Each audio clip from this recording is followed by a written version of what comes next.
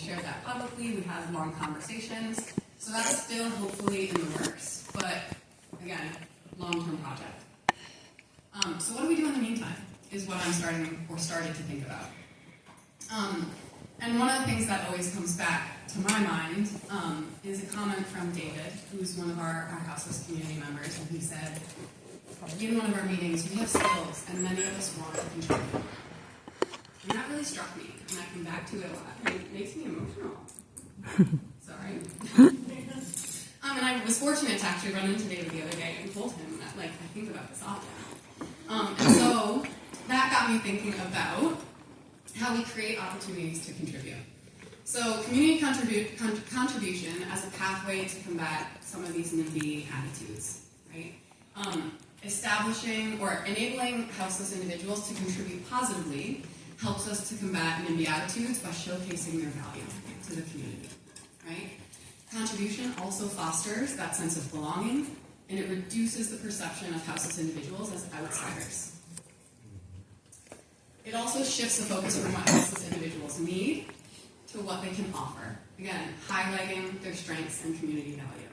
And I think this is one of the biggest ways we can help, again, without directly having conversations, which sometimes you hit that same roadblock because it takes time for people to change their minds, is a way that we can show it rather than say it.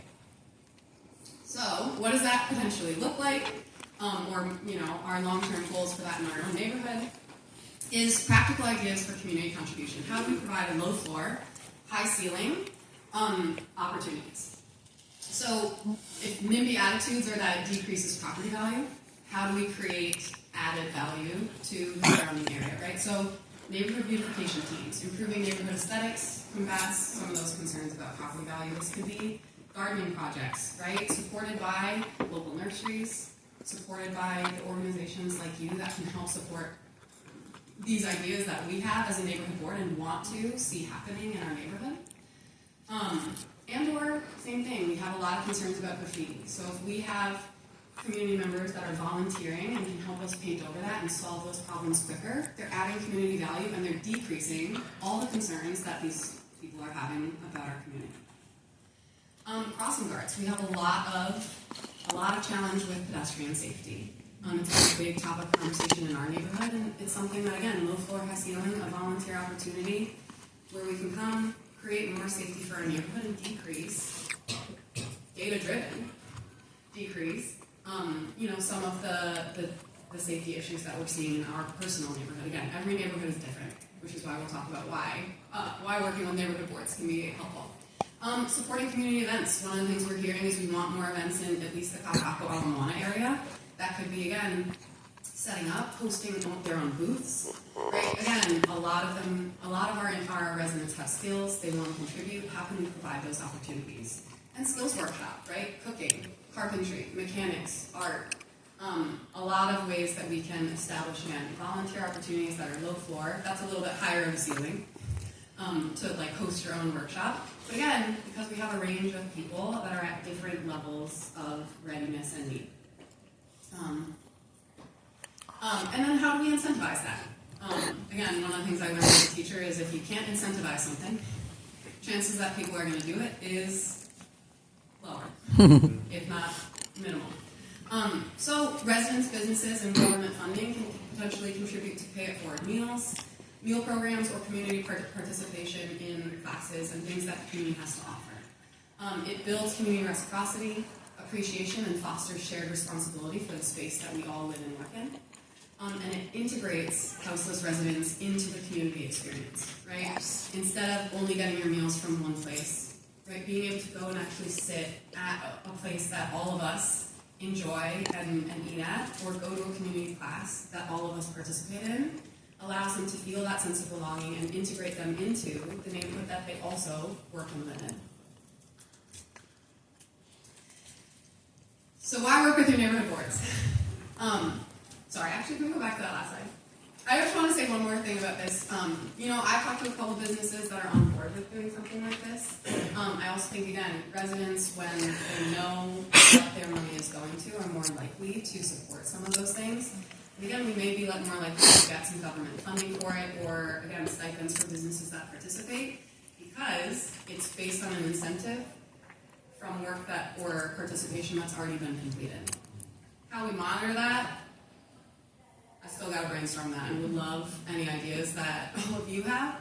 Because again, just as a neighborhood board, we don't necessarily have the resources or manpower to do that. So I'm bringing some of these ideas to you and wondering how we can work together in making some of these things happen.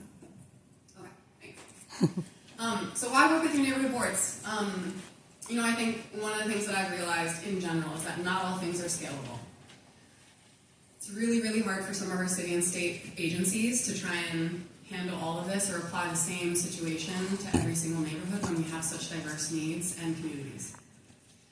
So it creates a local focus, allows for tailored community-specific solutions, and reduces that bottlenecking effect that some of our state and city agencies and departments are experiencing. It helps us combine strengths. Neighborhood boards bring community insight, while partner organizations provide support and services, like I just said. As a board, we're all volunteers. We definitely do not have the manpower to run and keep these programs running, but we want to support and advocate for them in our communities. And that's what we do serve as a board. Again, we don't have decision-making power, but we can advocate for the programs and the needs of our community. And we can be mediators as a sounding board, a space for community members to voice their concerns, and act in mitigating misconceptions, right? If people are bringing those to us, we can have those conversations then. And we do have residents bring concerns to us, and more so as we get more involved. But that's where we can support you, right? Instead of you having to deal with some of those resident complaints and concerns, or HPD having to deal with them, that is part of our role, is hearing the concerns of our neighborhood, and then having conversations with I'm blanking on my words, stakeholders, thank you, with the stakeholders that are involved, and how we can, again, slowly start to solve some of the challenges and the concerns that we're hearing. It's slow.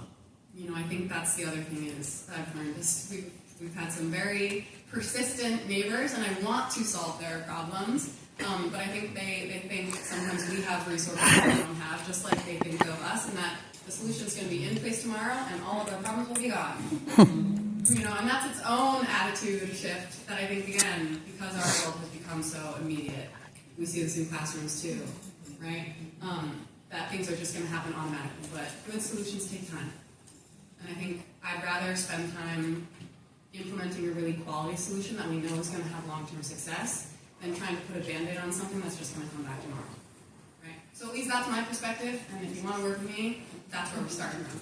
But again, these are some of the reasons that I think it can be very helpful to work with neighborhood boards, so that it's not even longer term as state and city are trying to deal with so many different concerns.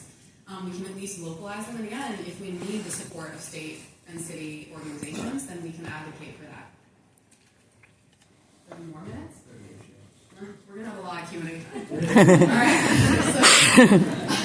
right. Steps to building inclusive communities. Again, it has to start with establishing a neighborhood, right? Our neighborhood, I think, has been pretty clear in our resolution that we want to create a community where we are inclusive and support collective success.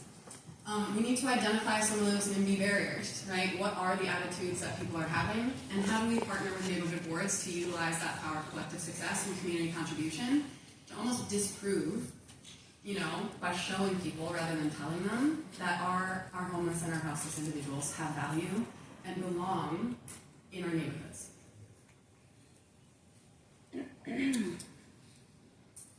Question answered. Yeah, I can answer some Google questions. I would love for you to just ask them. All right. And question and answer means attempt to answer. Just want to point that out. I do not have all the answers, and I will never promise you. You had me at talk. Okay. What are suggestions for the community to collaborate together when there's only so much funding to go around and many agencies are applying for the same contracts? Yeah. Funding is a huge thing. I think, I don't want to be naive and pretending that funding doesn't matter, because it really does. But at the same time, I think I'm starting to think about how do we implement solutions that don't require large amounts of funding, right? How do we get a community contribution going that is painting and only requires, right, paint and us working together to support the structure of it, but really doesn't need a huge amount of government funding. I think that helps us move towards collective success. And then again, as we shift mindsets, then we can get more funding for more permanent, because attitudes towards it are, yeah, okay, we want these people that we see contributing every day, we want to make sure that they have a safe place to be and live, because they're helping to contribute to our community. So it's trying to kind of go around NIMBY attitudes, and again, show, not tell people where value added and the value that these community members have. Can I answer the question? What kind? Any follow-up questions to that? How do you make affordable housing really affordable? And what kind of support are there in the community to reduce homelessness? I don't have the answer to that one. But I think all of us can agree that it does feel like we're shifting in the opposite direction, right? And that comes from valuing profit over people. And I think that's the biggest shift that we need to, as a group, say, how do we, again, not be naive that profits and a thriving economy is essential for our communities to be productive and thrive, but at the same time, make sure that we're focusing on people first. Because again, we are all humans, and yes, to me, personally, making sure that someone has a safe place to sleep and eat and belong is more important to me than property value. And if you don't want to be in this community, it's great that you have equity in that and can move to a neighborhood where maybe they aren't as inclusive as ours is. That's a big statement for me to make, but again, that's a personal belief, and I'm always open to hearing feedback. But yeah, I think we need to shift towards how do we value people before we worry about how much money we're making. I have a suggestion. Yeah. I have two suggestions of how as far as the neighborhood board. One of my suggestions is if every single individual on your neighborhood board, and I know a couple of them, if they were taken down to Chinatown at, say, midnight and shown people my age, little old ladies with their stuff, and you ask them point blank, do you think she's safe at 3 o'clock in the morning? And just that. There's a guy that's on the board with me where I am now, after all this experience, and he went down to Chinatown during the day, and when he came to the next board meeting, he was all in a tizzy about this one woman, older woman, that he found sitting on the floor, homeless, mentally ill, drinking beer. And he had a great conversation with her, but then he had to leave. And I said, it is heart-wrenching. And if you're an outreach worker and you work down there, you have to go through that every day. So I think if everybody one-on-one would see that, that would help. Also, if that neighborhood board would visit other neighborhood boards. I live in Waimanalo.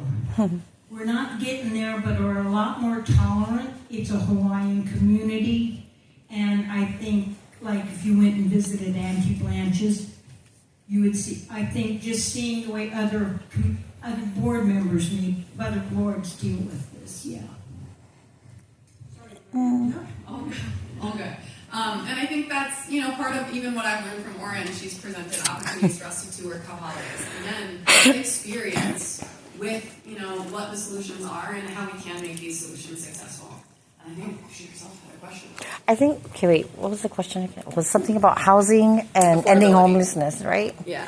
Okay. Just whatever question. Well, I think, and to follow up off of, or piggyback off of what was just mentioned, I think it's just all about shifting perspectives, and we can end homelessness if we just, like Emma was saying, just take care of the people and make it a thriving community. And housing doesn't have to be stereotypical housing structures. I mean, housing is family, it's community, it's where you feel safe. And there are old people that live on the streets, but there are many old people who live on the streets who feel safe once they've found a community. And they choose that too. Yeah, and Their families, so it's about, I think more or less it's about how can we provide that support for them, like in a way that's meaningful to our entire community. Yeah. Again, promoting like you do belong here, right? And creating safe spaces where they're not experiencing that shift around all the time. And again, I can't, like, my background is in neuroscience. I became an educator, but I studied neuroscience, and I can't stress enough, like, how important it is to create stability and routine for people in getting through mental health and, again, addiction itself. Thank you. I love a lot of this presentation and that idea of actively building community across different experiences of housing. The one part that I wonder if you can speak to is I definitely see value in that active participation, but I also see that a lot of times when we put homeless folks in a position of proving their value to the community, we see that sometimes you hit a wall, and that we need to get to a place where you have value simply by being human, and that people have a right to exist whether or not they are at a place where they're able to contribute.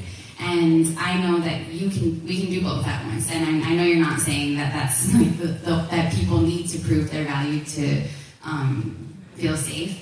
But I'm wondering, on your neighborhood board, are there ways that you kind of push the other end of that conversation? So while you're trying to come up with ways to create opportunities for folks to participate and show their value, are there other conversations you have where it's just like, people deserve to exist somewhere, and if we don't have a place for them to go, it's not up to them to earn that, Yeah, absolutely. I think that's where we started. Like, if not here, then where? Creating a safe space where people are allowed to be experiencing houselessness. I think again, because we don't have decision-making power, as soon as someone says, "Yeah, let's do it here," I think our board, said, "Yes." Let's make sure that people do have a place to feel safe, regardless of whether they're ready to contribute or not. And I think that's what the big importance of low floor to ceiling and it being a voluntary opportunity, but we incentivize that. So it's not about necessarily proving your value. It's about feeling that wanting to contribute to the community. And I think that's what we're hearing from the residents that participate in the conversation is that we want to participate. So how do we create those opportunities, not force them? And I want to be really clear, I don't want these types of programs to feel like a work release or some type of thing like that where we're putting everyone in a desk and painting that picture. And I think it should be also open to community members who are housed and want to volunteer and contribute to the community, working side by side, because that also creates, again, more conversation, experience, and Relationships to people who are experiencing that, the other side of housing. Yeah. Thank you so much for your question. Follow up. Yeah. Thank you, and I didn't mean to imply that. No, what you're saying, I'm actually curious because I know neighborhood board spaces can be really. I go to 3, and so I know that the NIMBYism can be really hard. And it's a lot of people who are housed who are also lonely, and that's their space to go off as a sounding board. We have a lot of kupuna who go, and that's their social event of the month. Yeah, exactly. So I'm actually curious too. Can you have you had any productive conversations or that have moved people a little closer to that? Yeah, and if you haven't, that's okay because I know they're really, really hard. Okay. Do you want to speak to that? So I'm part of the neighborhood board. I'm actually the chair with the board, and I are on. So to answer your question, it is a challenge for us, and this is why Emma had brought up the resolution that we had proposed. And again, we know that resolutions, while they may not be, as effective as we want, legislation, it helps our local legislators and public officials to be able to be this is what the neighborhood is talking about. With that particular resolution, it actually took us 6 months, and it got passed in July. So with the help of Aura, who brought over community members that were houseless and transition, we had Sam Moku and John Mizuno, who just recently got into his office and the state to talk about, how we can, as a collective, come up with a solution. So we are coming up with these baby steps. I call them baby steps, but it's there. The conversation is there, and we just we want to keep it going. But I completely understand where you're coming from because that's what we're trying to address in our advisory capacity as a neighborhood board. That's Yes. The only thing I think I'll also add to that is like even within our own board, we're very fortunate that we have everyone's pretty focused on collective success, right? We don't. I think most people wouldn't really be able to tell like which side all the time that any of us are on, and it's very much about conversation. But even members of our own board sometimes lean a little bit more towards some NIMBY attitudes, and I think even by having that discussion with us, we've shifted there first. And again, you can see that in the passing of the resolution. It passed unanimously, which is a pretty big thing, I think, for neighborhood boards to be able to accomplish, is to get everyone being like, yes, let's put a Kauhale here, or a safe zone in a neighborhood when we have a lot of residents that, come to us with concerns and complaints about, or are framed in a NIMBY way. Thank you so much. Other questions? Loving this. Oh, you have one. Yeah. Okay. How can we get more grassroots organizations involved in collaborating efforts in creating more potential housing /shelter/options/solutions? Yeah. I think, we've talked a little bit about this, but I think that, again, grassroots starts with us, right? It's working with state and city agencies and advocating for the things that we need to make them happen. But it's, how do we scale it down and start small-scale projects that, when successful, then can be amplified. And again, kind of that grassroots, let's create a successful neighborhood solution first. And then from that, let other neighborhoods see it working. And again, some of the concerns that come out of that is well, if it works here, everyone's going to come to our neighborhood. And that is, true, because when something works, it's being incentivized, right? And when something is incentivized, people want it. That's how incentives work. But, I think, how do we create limitations? And once we get to a capacity, say, all right, it's time for the next neighborhood, or how do we, set something up very close by, and that's kind of that grassroots movement is, again, showing, not telling, and I think being able to show something as successful as a pilot program. It's starting it small and not saying, all right, everyone do this now, and then it fails because there's not enough resources or support to keep it going. So I think I kind of look at grassroots in that way, and I think our neighborhood kind of is starting to see that too, of let's, not worry about what's being implemented at state or citywide, but say, what are we wanting to see and promote within our own neighborhood and focus there first and make it successful, regardless of what's necessarily happening even next door, but also being aware of those things as well.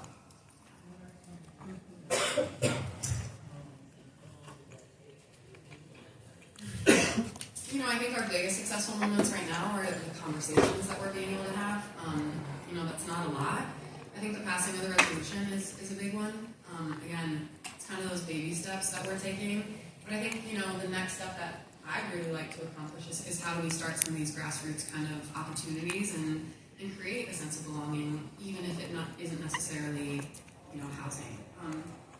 Love for it to be housing. Again, I think everyone deserves a safe place to be and a community to belong in.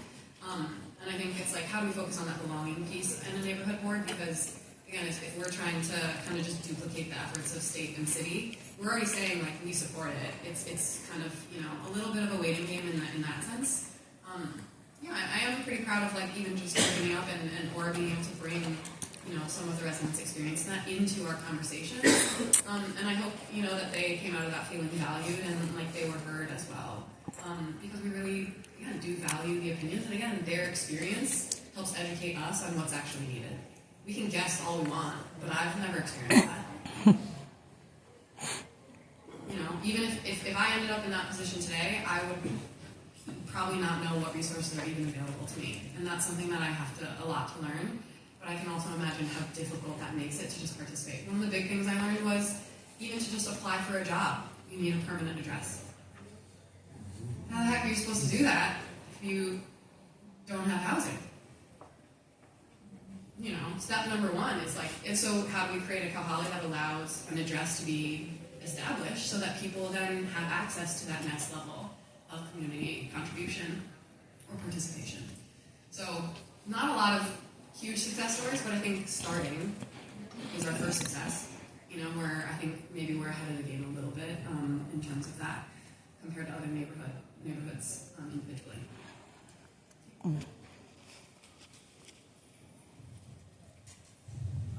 Yeah, I want to touch on something that I think this will touch on a lot of things we've been talking about just now. If you guys want to Google Mobile Loaves and Fishes in Austin, Texas, they are a faith-based organization for Hope Services Hawaii, who I work for. Our CEO Brandy Menino is looking to model after this on the Big Island.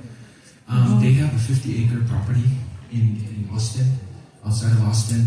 We visited it, and it is an active, thriving community. What they've done for the past almost 2 decades, since the late 90s, is they created a village community. Currently, I think there's some numbers of like 300 homeless, houseless individuals, along with members of their community, volunteers, who created this microcosm community, if you will, where everything under the sun is there.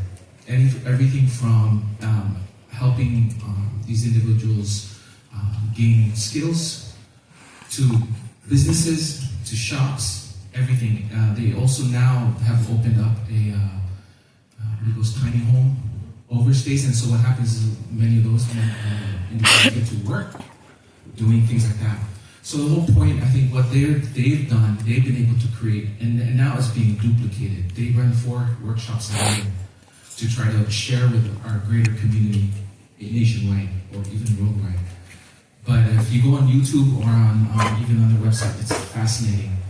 And they have a 50-acre site, and basically this is what they're doing. They're trying to give back these individuals the sense of dignity and their ability to remind them of their self-worth. And then through that, building that up, no matter how long that takes, everyone has their own timeline so that they can reintegrate back into the community as contributing members of society, right? So addressing all those barriers in that community.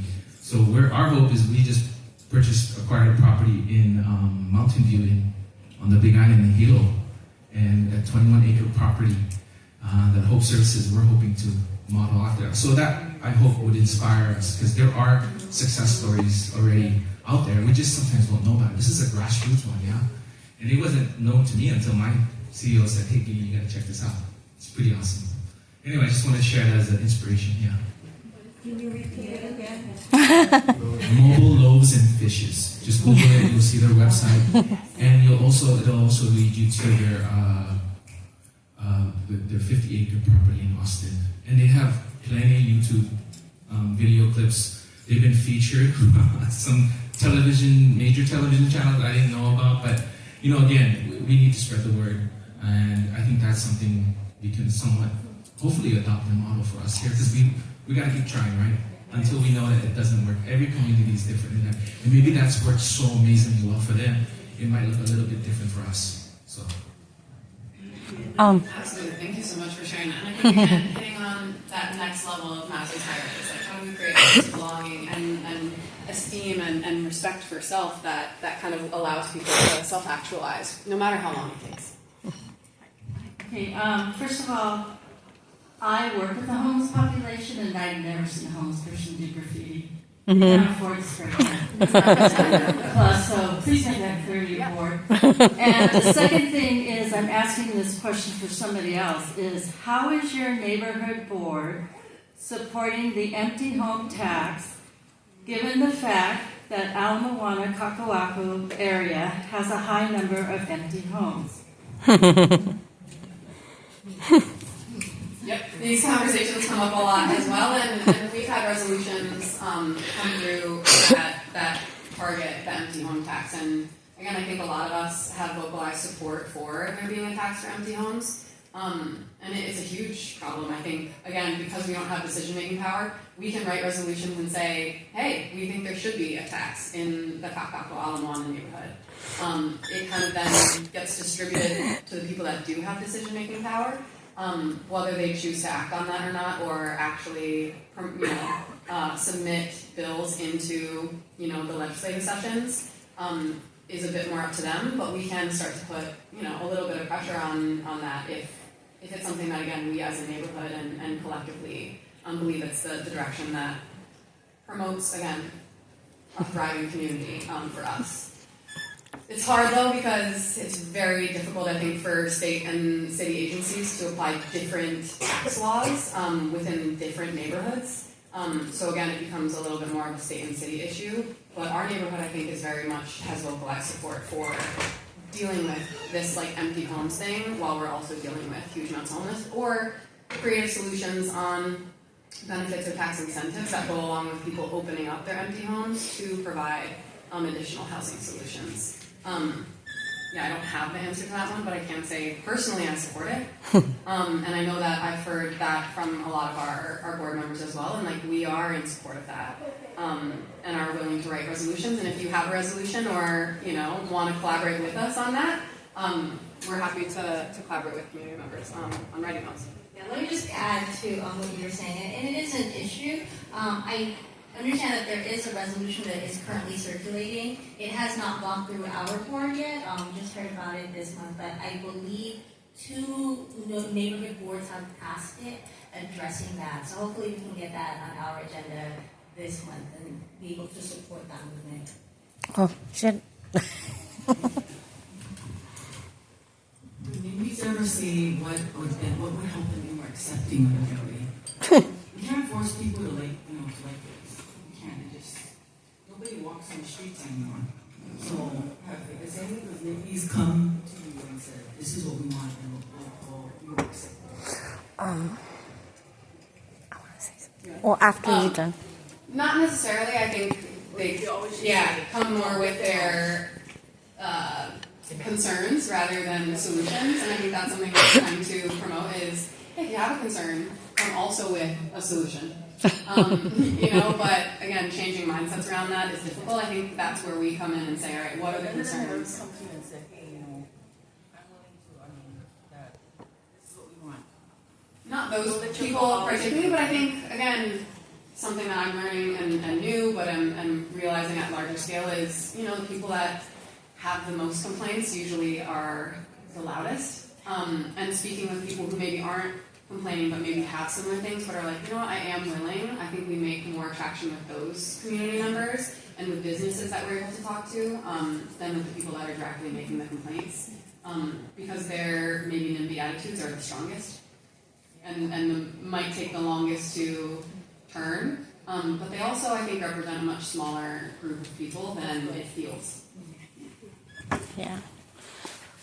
I think a good way to address NIMBY issues and that sense of belonging and how can organizations contribute or participate, but we found that just doing community cleanups or organizing ongoing regular community cleanups with the housed community and unhoused communities really help to bridge, the two together and build meaningful relationships between the two. Then there was this sense of accountability and obligation and to each other, right? I think we have time for one more question, and then if you want to go to the next slide, my contact information is up there. Oh, nice picture. It's AI.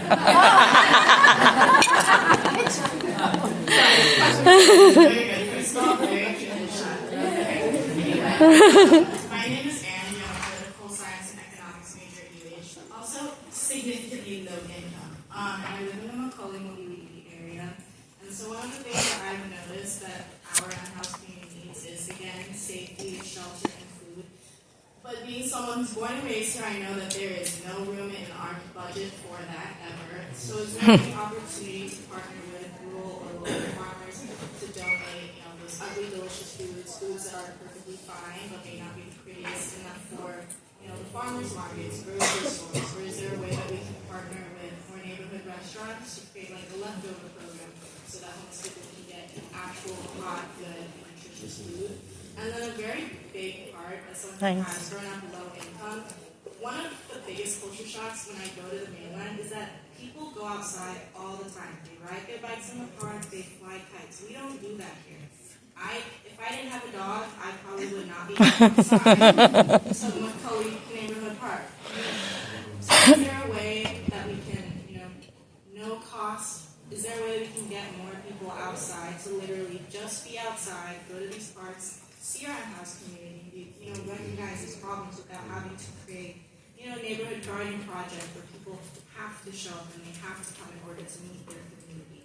Is there a way that we can create sanitation jobs for the homeless so that they can be cleaning up the parks but making a stable income off of that?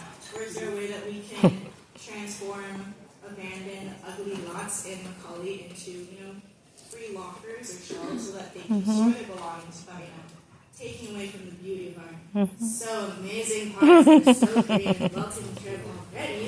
Is there a way, because I know in 1920s and 1930s, city councils to fund in all the park, they would plant banana groves. Is there a way that we could do that or partner with local farm organizations to help with that? We have no money. Thank you. Reach out to me because I like that you have so many ideas. But again, I think partnering with local businesses, the amount of food waste that we have is something that we can definitely, and partnering with local farmers.